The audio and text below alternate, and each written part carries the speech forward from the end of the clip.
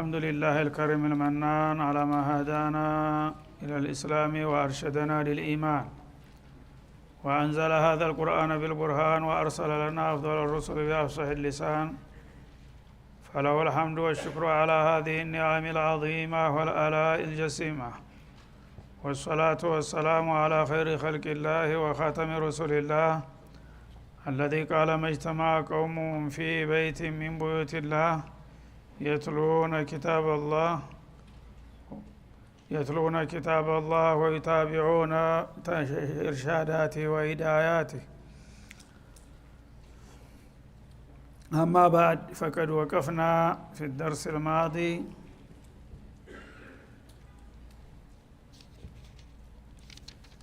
في منتصف أو في آخر قصة قارون، ولكننا سنرجع قليلا لتكتمل المعلومة فنبدأ. إن قارون كان من قوم موسى الآية رقم 76، فلنبدأ من هنا.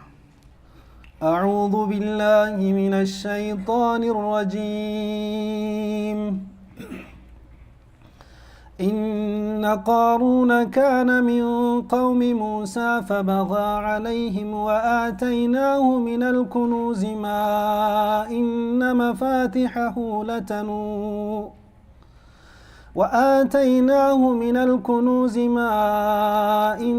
مفاتحه لتنوء بالعصبة أولي القوة إذ قال له قومه لا تفرح إن الله لا يحب الفرحين وابتغ فيما آتاك الله الدار الآخرة ولا تنس نصيبك من الدنيا وأحسن كما أحسن الله إليك ولا تبغ الفساد في الأرض إن الله لا يحب المفسدين. قال إنما أوتيته على علم عندي أولم يعلم أن الله قد أهلك من قبله من القرون من هو أشد منه قوة وأكثر جمعا ولا يسأل عن ذنوبهم المجرمون. فخرج على قومه في زينته قال الذين يريدون الحياة الدنيا يا ليت لنا مثل ما أوتي قارون إنه لذو حظ عظيم. وقال الذين أوتوا العلم ويلكم ثواب الله خير لمن آمن وعمل صالحا ولا يلقاها إلا الصابرون. فخسفنا به وبداره الأرض فما كان له من فئة ينصرونه من دون الله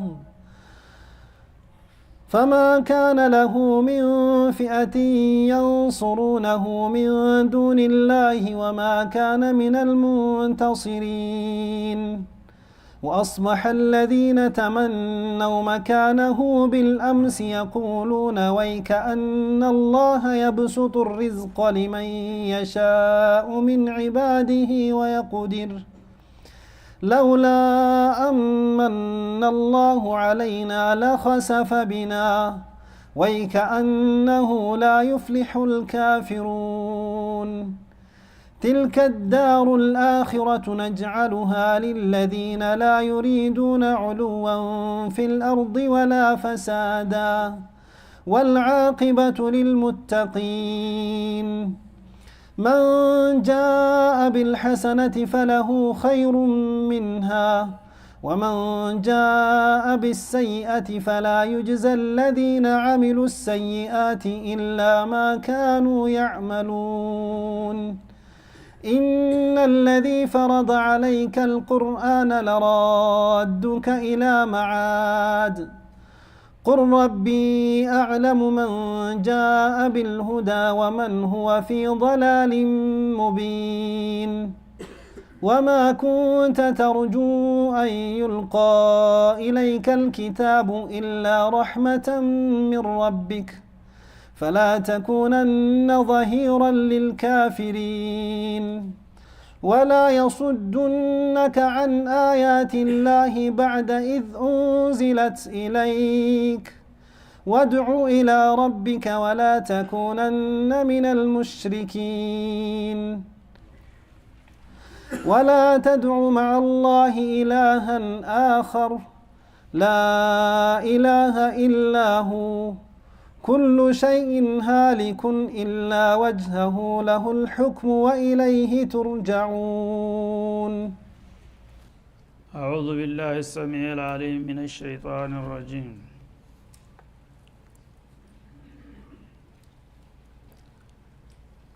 إن قارون كان من قوم موسى فبغى عليهم قارون ابن يسهور ابن قاهث ابن عم موسى عليه السلام የነቢዩላህ ሙሳ ያጎት ልጅ የቅርብ ረዳታቸው የነበረው አላህ ተጣልቶት በመጨረሻ እንዴት እንደወደቀ በዱንያ ምክንያት እንደተሳሳተ ነው የሚነግረንና ቅሷውን ባለፈው ሳምንት አገባደነው ነበረ። ግን በጣም ጠቃሚ የሆነ መልእክት ስላለውና ብዙ ሰው ስላልሰማው እንደገና ከኋላ መጀመር መረጠ። እነ ቃሩን የተባለ ግለሰብ የነብዩ ያጎት ልጅ ነው። የሙሳና የሃሩን ማለት ነው። እሱ ቃሩን እብኑ የሱር እብኑ ቃሃት እብኑ ላወይ እብኑ ያዕቁብ። ነቢዩላህ ሙሳና ሃሩን ደግሞ ሙሳ ወሃሩን እብነ ዒምራን እብነ ቃሃት እብነ ላወይ እብነ ያዕቁብ። አያታቸው አንድ ነው ማለት ነው። ሁላቸውም ቃሃት ነው አያታቸው። ይህን ያህል የተቀራረቡና በልጅነትና በወጣትነቱ ደግሞ በጣም ሙተደይን የነበረ ሰው ዱንያ እንዴት እንዲያፈሰደችው ነው የሚያሳየን ማለት ነው። ከሙሳና ከሃሩን ቀጥሎ ተውራትን ሸምድዶ ያሐፈዘ እሱ ነበረ። ግን አንዳንድ ጊዜ እውቀትም ለጥፋት ይዳርጋል እና በዚህ ደረጃ የነበረው ሰውዬ እንግዲህ በእነ ሙሳና ሃሩን ሪሳላ የመጀመሪያ ተጠቃሚ ትልቅ ቦታ ሊኖረው የሚገባ በእነ አቡበክር ወነ ዑመር ደረጃ ሊሆን የሚገባው ሰውዬ በዱንያ ምክንያት አላህ ሱብሓነሁ ወተዓላ እንዴት እንዳሳሳተውና ዱንያ አኺራው እንደወደመበት ሊያሳየናል ማለት ነው። ይሄ ምንድነው? ምቀኝነት፣ ዱንያን የጊዜያዊ ጥቅምን መምረጥና ሌሎችን መመቅኘት በጣም አደገኛ ነገር ነው ማለት ነው። አልሐሲዱ ላ የሱድ፣ ምቀኛ አይቀናውም። ለጊዜው ይመስለዋል፣ በመጨረሻ ግን ራሱን ነው የሚያቃጥለው። እና እነ ሙሳ በሪሳላ ለምን በለጡኝ ብሎ ምቀኝነት አንገብግቦት ነው ለጥፋት አላህ የዳረገው ማለት ነው። ካነ ሚን ቀውሚ ሙሳ፣ ይህ ሰውዬ የነቢዩላህ ሙሳ ወገን ነበረ፣ ያው ቤተሰብ ነበር ማለት ነው። ፈበጋ አለይህም፣ ግን ምን ሆነ? የነቢዩላህ ሙሳ ቤተሰብ እንደመሆኑ የእነሱ ቅርብ ረዳትና ተባባሪ መሆን ሲጠበቅበት እሱ ግን መቀኝነት ተሰማውና ለምን የእነሱን ቦታን ያልይዘውም ብሎ ማድባት ጀመረ ማለት ነው። እና በእነሱ ላይ ደንበር አለፈ፣ ተመቀኛቸው። የተመቀኘ ሰው ያው ምቀኛ የተመቀኘውን ሰው ጥሎ በቦታው መተካት ነው አላማውና ጥረቱ። በዛ መልክ በማያሰደው መንገድ ተነሳ ለጥፋት ሲፈርድበት ማለት ነው። ወአተይናሁ ሚነል ኩኑዝ፣ ለመሳሳት ደግሞ ምክንያት የሆነው የደለበ ገንዘብ ሰጠነው ይላል አላህ። ዱንያ ብዙ ጊዜ ስትመጣ መርዝ ይዛ ነው የምትመጣው። የማያውቁ ሰው ዱንያ ሲያገኙ ተከበሩ ሰው አይፈሩ እንደሚባለው ሁሉ ነገር የተቆጣጠርን ይመስላቸዋል። ያኔ ሁሉን ነገር የሚያጡበት ሁኔታ ይከሰታል ማለት ነው። እና እሱ ያልተጠበቀ ሀብት አላህ ሲያሸክመው ከነ ሙሳና ከነ ሃሩን የበለጠ አላህ የወደደውና የመረጠው መሰለውና እንደገና ለምን ሪሳላውንስ ጠቅል ያልወስድም ብሎ ማድባት ጀመረ። ባለው ሀብትና ጉልበት ተጠቅሞ እና ሙሳን ተጫዋታ ውጭ አድርጎ እሱ ሁሉን ነገር ሊቆጣጠር አማረው ማለት ነው። የገንዘቡ ብዛት ነው እሱን ለጥጋብ የዳረገው። ምን ያህል ነበር የሚባለው? ማኢነ መፋቲሃሁ ይሄን ያህል ሺህ፣ ይሄን ያህል ሚሊዮን፣ ይሄን ያህል ቢሊዮን፣ ይሄን ያህል ትሪሊዮን ተብሎ የሚለካ የሚደካ አይደለም ገንዘቡ። በዛ ዘመን እንግዲህ ይሄን አይነት ሀብት ያገኘ ሰው ቢጠግብ አያስገርምም። የገንዘቡን መጠን አላህ ቁጥር ያውቃል፣ የፈለገውን ያህል ቁጥር መስጠት እየቻለ ግን በጥቅል ዝም ብሎ ለኛ ግምተው ማለት ነው። የገንዘቡ የከንዙ የደለበው ጥሬ ገንዘብ ወርቁ፣ ብሩ፣ ነሐሱ፣ ማዕዲኑ ብቻ ጥሬ ገንዘቦች ብቻ ምን ያህል ናቸው ብትል ለግምት እንዲመችህ ቁጥሩን አልነግርህም አለ አላህ።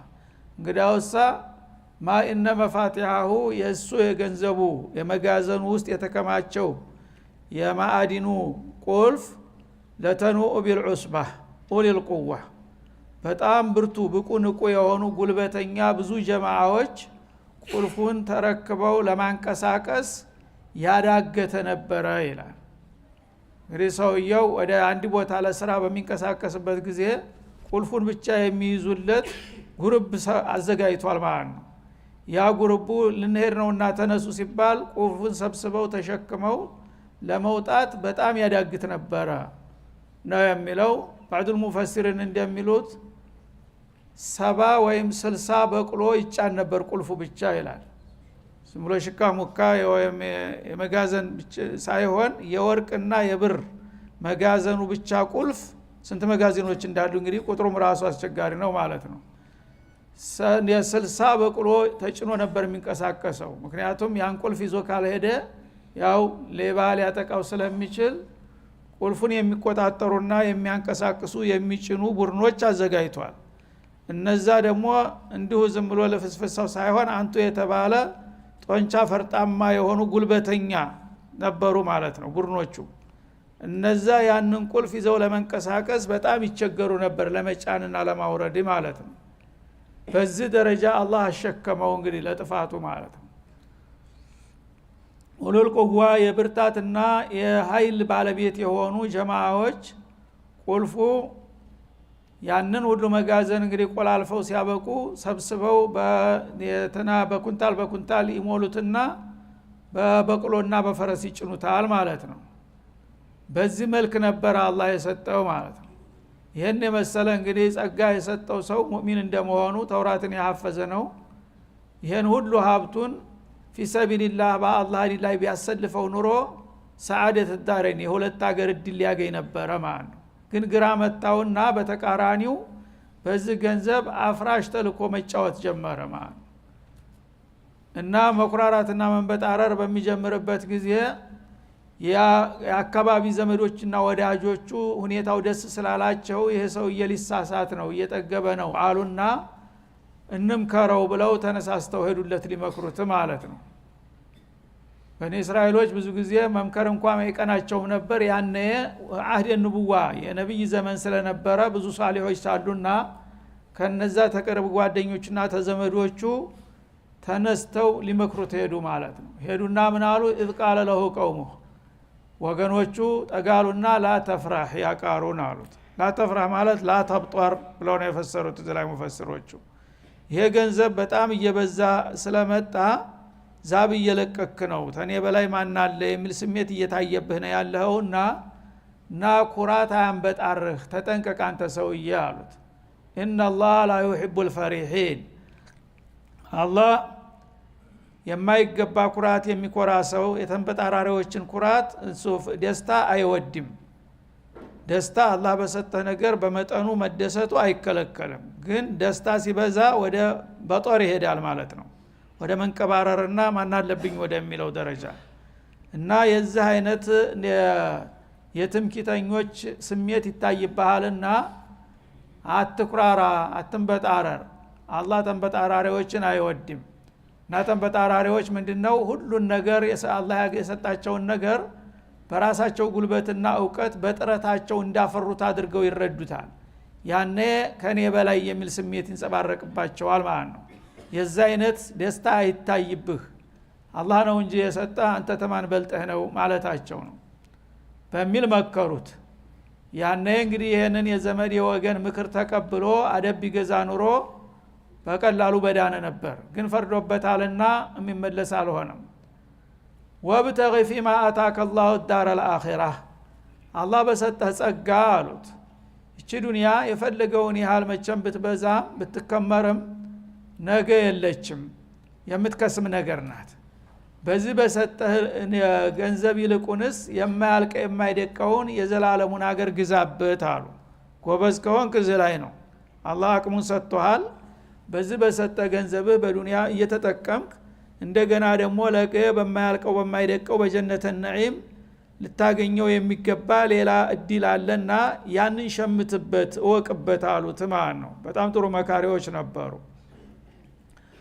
አዳረ ለአኺራ አንዴ አላህ Subhanahu Wa Ta'ala የወፈቀው ሰው እደው አለቀ። እሱ አይሞት አይሻር አያረጅ አያፈጅ አገሪቱም አትከስም አትወገድም። እዛ ላይ ነው እንግዲህ የዘላለም ቤትህን መገንባትና ክብርህን የመንት ማስጠበቅ ያለብህ። እዚህ ላይ ግን ምን ዋጋ አለው? ብትከመር ነገ ወይ አንተ ትታት ሞታለህ ወይ እሷ ትታት ትሄዳለች። ይሄ የእንዳፍታ ጤዛ ነውና አያኩራራህ። ይልቁንስ ወቅበትና ለዛኛው ሀገር ተዘጋጅ በማለት መከሩት ማለት ነው። ወላ ተንሰ ነሲበከ ሚነ ዱንያ ይሄን ስንል ደግሞ ለጊዜው አትጠቀም አትደሰት ማለታችን አይደለም። አላህ ከዚህ ከርቀር በህይወትህ የሰጠህን የቻልከውን መብላት መጠጣት መልበስ ማጌጥ ትችላለህ። እሱን መቃወማችን አይደለም፣ መጠቀም ትችላለህ። ግን ተዛ የተረፈውን ተምትኩራራበት ይልቁንስ አላህ የሚወደውን ነገር ሰርተህበት የዘላለሙን አገር ብትሸምት የተሻለ ነው በማለት መከሩት። ወይም ወላ ተንሰ ነሲበከ ሚነ ዱንያ ማለት ከዱንያ ድርሻህን አትርሳ ማለት ምንድነው? ማንም ሰው ሀብታም ቢሆን ያ ሀብቱን ሁሉ አይበላውም። እንደ ማንኛውም ሰው የተወሰነ ምግብ ነው የሚበላው ማለት ነው። የሚጠቀመው የሚለብሰው የሚያጌጠው ስሙ ብቻ ያን ያህል አለው ይባል እንጂ ከአንድ ግለሰብ የሚያስፈልገውን ያህል ብቻ ነው ለተለት ፍጆታው ማለት ነው። ተዛ ተፍጆታ በላይ ያለው ስምና ጉራ ካልሆነ በስተቀር ያንተ አይደለም። በዛ አትኩራራ። የሚያስፈልግህንና ጊዜያዊ ጥቅም ላይ የምታውለውን አውል፣ ከዛ የተረፈውን ደግሞ እወቅበትና ስራበት። ወአህሲን ከማ አህሰነ አላሁ ኢለይክ አላህ ደግሞ Subhanahu Wa Ta'ala ይሄን ገንዘብ ወደ አንተ በመለገስ ችሮታውን እንደሰጠህና መልካም እንደዋለልህ ሁሉ አንተም ደግሞ ለዒባዲላህ الصالحين ለሌሎቹ ለአላህ ባሮች አካፍል፣ መልካም ዋልላቸው። ነብዩላህ ሙሳ እና ሃሩን አስሐቦቻቸው ብዙ ነገር የሚያስፈልጋቸው ነገር አለ። ወገኖች ምን ላርዳቸው ለደዋውስ ምን ላበርክት እያልክ ተጎናቸው ብትቆምና ለነሱ መልካም ብትውልላቸው ጌታ የዋለልህን ውለታ በመጠኑ ከፈልክ ማለት ነው። እሱ ላንተ ሰጠህ፣ እሱ ደግሞ ለዲኑና ለነብዩ ስትረዳ ያኔ ያምርብሃል። ይሄን ነው ማድረግ ያለብህ በማለት መከሩት የልብ ወዳጆች ማለት ነው። ወላ ተብغي الفساد في الارض ግን አሁን የምናየው አዝማሚያ ከዛ የተለየ ነው። ወደ ፈሳድ እየሄድክ ይመስለናል አሉ። ፈሳድ ማለት እንግዲህ አንደኛ ኩራት፣ ሁለተኛ ምቀኝነት፣ ሶስተኛ ደግሞ ያው ይቃወመኛል የሚለውን ሁሉ ለማጥፋት ማድባት። እነዚህ ነገሮች ቡኽል ደግሞ ስስት፣ እነዚህ ነገሮች ፈሳድ ናቸውና ወደዛ ጎራ ባትል ጥሩ ነው አሉት። በመሬት ላይ ጥፋትን አትሻ። በመሬት ላይ ጥፋት ዘራለሁኝ ካል ከአላህ እንደሰጠህ ያዋርድሃል በማለት አስጠነቀቁት። ኢነላህ ላ ዩሂቡል ሙፍሲዲን አላህ አጥፊዎችን አይወድምና በዚህ አይነት መልክ ብትሰማራ አወዳደቅህ ይከፋል በማለት መክረው አስጠንቅቀውት ነበር ማለት ነው። ግን ይህን የመሰለ ጠቃሚ ምክር ሰውየው ተቀብሎ ተጠቀመበት ወይስ ምን ሆነ ወደሚለው ስንሄድ መልሱን ልናይ ነው። ቃል ቃሩን ይህንን እንግዲህ የወገን ምክር ታዳመጠ በኋላ መልስ ሊሰጥ ነው። ምን አለ? ቃል ኢነማ ኡቲቱሁ አላ ዒልሚን ዒንዲ እኔ እኮ ይህን ገንዘብ የተሰጠሁት ከኔ በሆነ እውቀት ነው። ዝም ብላችሁ ማንም እየመጣ አላህን ፍራ አላህን ፍራ ገንዘብን ትሉኛላችሁ ምቀኞች አላቸው። ስለዚህ እኔ የተሰጠሁት በእውቀቴ ነው፣ በጥረቴ ነው፣ በጉልበቴ ነው እና ሁሉም ሰው በቃ ስለ አላህ ይነግረኛል። አላህ ከሆነ ለምን ለእናንተ ሳይሰጣችሁም ብሎ ቁጭ ተነጭራሹ ማለት ነው። እኔ በእውቀቴ ነው በጥረቴ ነው በአሁኑ ጊዜ እንደሚሉት ማለት ነው። እኔ በወቅቱ ስለተማርኩኝ ስለሰለጠንኩኝ ነው ይሄን ቦታ ያገኘሁት ይልሃል ማለት ነው። ስንቱ የሰለጠነ ባጭር የተቀጫለ፣ ስንቱ የሰለጠነ የተኮላሸ የተበላሻለ። አላህ ባይደብርለት የፈለገው ቢሆን ማንም ሰው ተማንም ሰው አይበልጥም። እና ኢነማ ኡቲቱ ይሄንን ትልቅ ገንዘብ የተሰጠኝ አላ ዒልሚን እንዲ ከኔ ዘንድ ባለው እውቀት አኳያ ነው። እኔ እንዴት እንደምከስብ፣ እንዴት እንደምነግድ፣ እንዴት ማዕድን እንደማወጣ አውቃለሁኝ። ባለኝ ተሰጥኦና በሞያዬ ያገኘሁት እንጂ እናንተ እንዳላችሁት አላህ ዝም ብሎ የሸረኝ ነገር አይደለም አላቸው ማለት ነው። እና እውቀቱ አንደኛ በዲን እውቀትም በጣም የመጠቀ ነበረ። ሁለተኛ ደግሞ የማዕድን የማውጣት ሞያ ነበረው። ማዕድንን መርምሮ የሚያገኝበት ዘዴ ነበረ ማለት ነው። በዛ ዘመን ማዕድን የማውጣት እውቀት የለም ጭራሹን። በአለም ላይ ብቸኛው እሱ ነው ማለት ነው። ኪሚያ የሚባል እውቀት አላህ ሰጠውና በዛ በእውቀቱ እየተጠቀመ የትም ቦታ በየበረሃው እየሄደ ወርቅንና ብርን እዚህ ቦታ ይሄን ያህል ክምችት አለ ዝቆፍሩ ይላል። ሰራተኞችን ያስቆፍራል።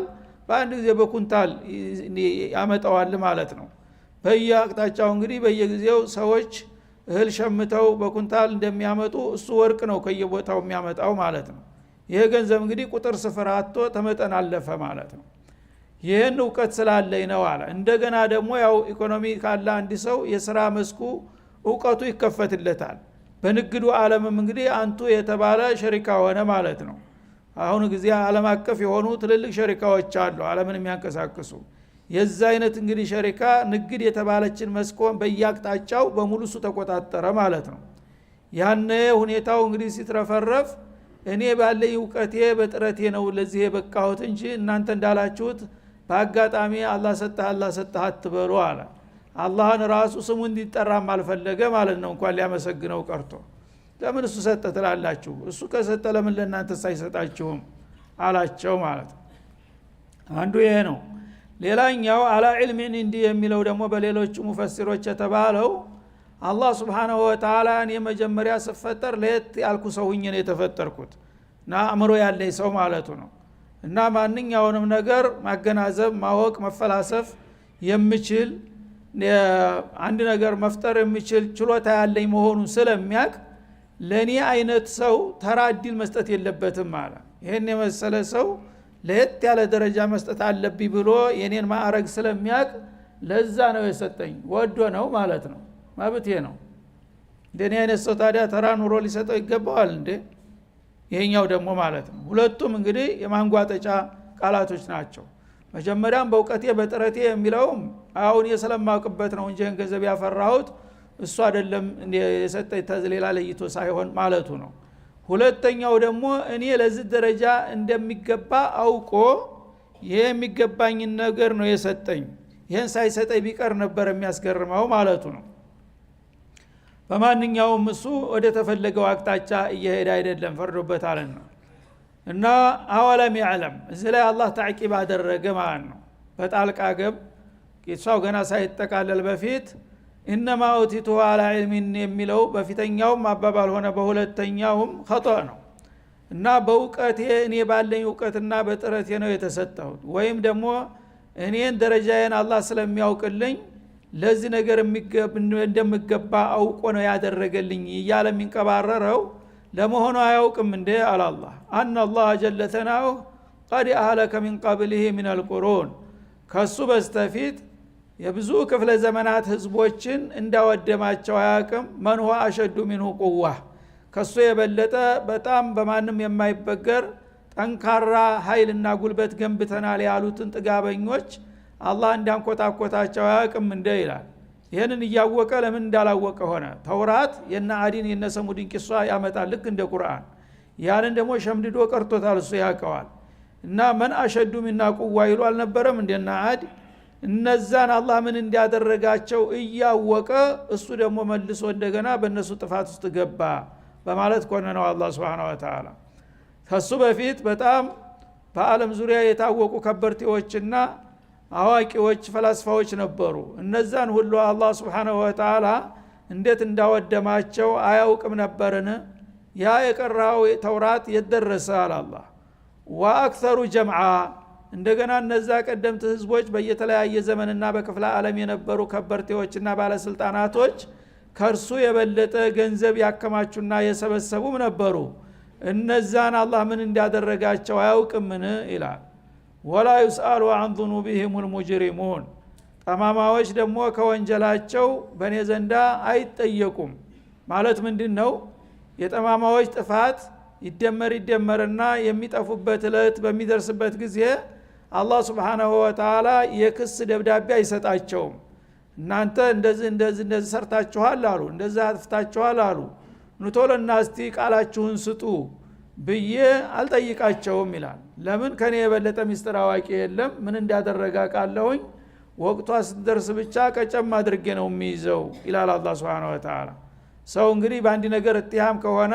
ይከሰሳል በሚከሰስ ጊዜ በአቃቢ ህግ እንደ በዚህ አጀንዳ ነው የተከሰስከው ስለዚህ ነገር እምነትና ክደትህን ስጥ ተብሎ ይጠየቃል ለዛ መልስ የመስጠት እድል ይኖረዋል ተከራክሮ ምናልባት ሊያመልጥ ይችላል ማለት ነው እንደዛ ነገር የለም እኔ የከሰስኩት ሰው መጀመሪያም መከሰስ እንዳለበት አውቄ ነው መከሰው ከዛ በኋላ በሚከሰስበት ጊዜ ስንት ወንጀል ፈጽመሃል መቼ ነው የት ቦታ ነው የሚል ዝባዝንኬ ክርክር ውስጥ አልገባም ማለት ነው የሰራውን ነገር ያውቃለው ተይዟል አጀንዳው በቀጥታ ጎል መግባት ብቻ ነው ያለበትና በዛ መልክ እንዲያዝኳቸው ቀዳሚዎቹን ቢጤዎቹን ያውቃል ይሄንን ያወቀ انما اوتيته على علم ياله መንቀባረር ነበረበትን በል እንግዲህ በእውቀት ከሆነ እንዴት እንደምትቋቋመኝ ያሳያለሁ ሊል ነው ማለት ነው هذا وصلى الله وسلم على النبي وعلى اله